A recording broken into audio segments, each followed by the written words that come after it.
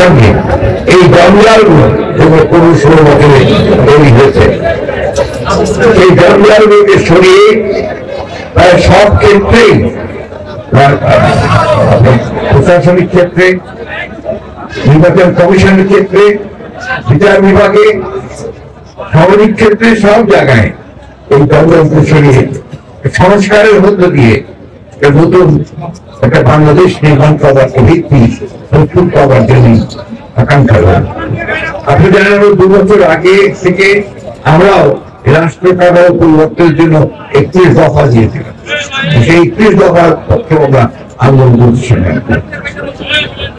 আমি যে কথা বলতে চাচ্ছি সেটা হচ্ছে, এই সরকারকে আমি বলতে আগেই তাকে অন্যান্য সরকার মতো দেখতে হবে না, তাদেরকে সময় দিতে হবে যাতে করে তারা অন্তত একটা অবাধ সুষ্ঠু নিরপেক্ষ নির্বাচনের একটা ক্ষেত্র তৈরি করতে পারেন, নিজেদেরকে তৈরি করতে পারেন এবং মানুষের আশাগুলোকে প্রত্যাশিত করার একটা ভিত্তি তৈরি করতে পারেন। যাকে দায়িত্ব আমরা দিয়েছি তিনি হচ্ছেন এই দেশের একজন অত্যন্ত বরেণ্য ব্যক্তিত্ব, নোবেল পুরস্কার প্রাপ্ত আমাদের তিনি শুধু দেশে নয় পৃথিবীতে তিনি অত্যন্ত সম্মানিত একজন ব্যক্তি। তারা শুরু করেছেন, আমি মনে করি যে অত্যন্ত ভালোভাবে শুরু করেছেন, কারণ একটা ধ্বংসপ্রাপ্ত প্রশাসন, বিশেষ করে পুলিশ প্রশাসন একেবারেই ধ্বংসপ্রাপ্ত, সেখান থেকে আইন শৃঙ্খলা রক্ষাকে পরিস্থিতিকে একটি স্বাভাবিক করে তোলা, সেই সঙ্গে আপনার নির্বাচনের জন্য সামনের দিকে এগিয়ে যাওয়া, এবং যারা ফ্যাসিবাদী শোষণ করেছে, শাসন করেছে, যারা হত্যা করেছে, গণহত্যা করেছে, তাদেরকে বেশি বের করে তাদেরকে কারাগারে নেওয়া, আইনের আওতায় নিয়ে আসা, এই বিষয়গুলো কিন্তু তারা খুব দ্রুততার সঙ্গে করতে হবে আমি মনে করি। সেই সঙ্গে ইতিমধ্যে আপনি জানেন যে 6টি কমিটি তারা তৈরি করেছে সংস্কারের জন্য, তারা কাজ শুরু করেছেন। তার মধ্যে নির্বাচন ব্যবস্থাকে সংস্কার, সংবিধান সংস্কার এবং অন্যান্য বিষয়গুলো রয়েছে। তো সেই ক্ষেত্রে অবশ্যই আমাদেরকে একটু সহনশীল হয়ে এই সংস্কারের বিষয়গুলোকে যেন তারা শেষ করতে পারেন, সেই সময়টুকু আমাদেরকে এখান থেকে অবশ্যই দেওয়া উচিত। অন্যদিকে এই আপনার একটি বাংলাদেশের মানুষের একটা আপনার চারিত্রিক বৈশিষ্ট্য আছে, একটু অসহিষ্ণু, সহনশীলতা অভাব আছে। সবাই মুহূর্তের মধ্যে ভাবছে 3 মাসেই সমস্ত কিছু সুন্দর হয়ে যাবে, এত সোজা তো নয়। একটা ধ্বংস ক্ষেত্র থেকে, ধ্বংসযজ্ঞ থেকে একটা বের নিয়ে আসা। গতকাল যে 3জন নতুন করে শপথ নিয়েছেন, সেই সম্পর্কে আপনারা আমাকে প্রশ্ন করেছেন। আমি শুধু এইটুকু বলতে চাই ক্ষেত্রে যে বিতর্কিত কোনো ব্যক্তিকে এই আপনার অন্তর্বর্তীকালীন সরকারে নেওয়ার ব্যাপারে অবশ্যই যারা আমাদের দায়িত্বে রয়েছেন, বিশেষ করে ডক্টর ইন্দু, তাদের চিন্তা করতে হবে যাতে নতুন করে বিতর্ক সৃষ্টি না হয়, সেই বিষয়টা লক্ষ্য রাখতে হবে। আমি সবাইকে অনুরোধ করবো যে বিষয়গুলোকে রাজপথে না নিয়ে গিয়ে আমরা আলোচনার মধ্যে আপনার বিষয়টিকে সমাধান করতে পারি। তৃতীয়ত হচ্ছে যে সরকারকে অনুরোধ করবো আরেকটা বিষয়, আপনার অর্থনৈতিক বিষয়টার দিকে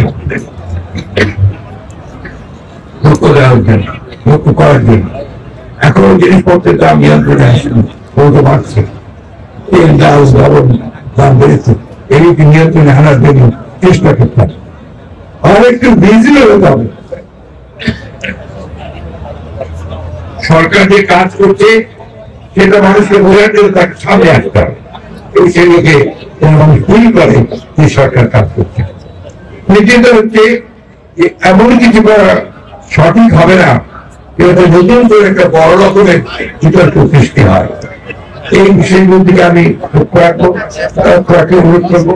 আমরা আমাদের জাতীয়তাবাদী দল এবং আমরা জীবন আন্দোলন যারা করছি গণতন্ত্রের জন্য, আমরা আশা করবো এই অন্তর্বর্তীকালীন সরকার অতি দ্রুত তারা সংস্কার কাজগুলো শেষ করে তারা একটা সকলের কাছে গ্রহণযোগ্য একটি নির্বাচনের ব্যবস্থা করবেন।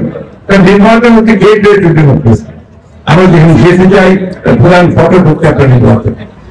সুতরাং আমরা বিশ্বাস করি যে সমস্ত সংকট আমরা মোকাবেলা করছি, যে চ্যালেঞ্জগুলো মোকাবেলা করছি, এর অনেকাংশেই থাকবে না যদি একটা নির্বাচিত সরকার গঠন করতে পারি আমরা, পার্লামেন্ট নির্বাচন আমি আসতে পারি।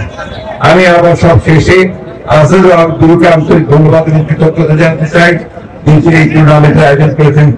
ধন্যবাদ জানাতে চাই আমাদের পার্লামেন্টের পূর্ব প্রদেশের নবনির্বাচিত প্রেসিডেন্ট, আপনাদের অত্যন্ত জনপ্রিয় একজন তরুণ একজন নেতা আবিদ আহমেদ সাহেবকে ধন্যবাদ জানাতে চাই। আজকে আমি একই সঙ্গে আমিনুল ইসলাম, তিনি রাজনীতি করছেন, একই সঙ্গে কিন্তু তিনি একজন জাতীয় দলের ফুটবল দলের একজন ক্যাপ্টেন ছিলেন, আপনারা সবাই জানেন। অত্যন্ত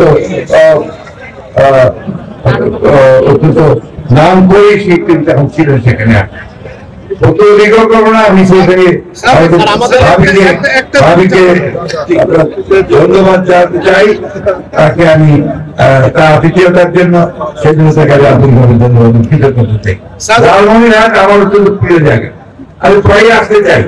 গুরু সাহেবকে প্রায় বলি যে আপনি আমাকে এমন ভাবে নিয়ে আসেন এখানে যেন আমি 2-3 রাত থাকতে পারি। ধন্যবাদ।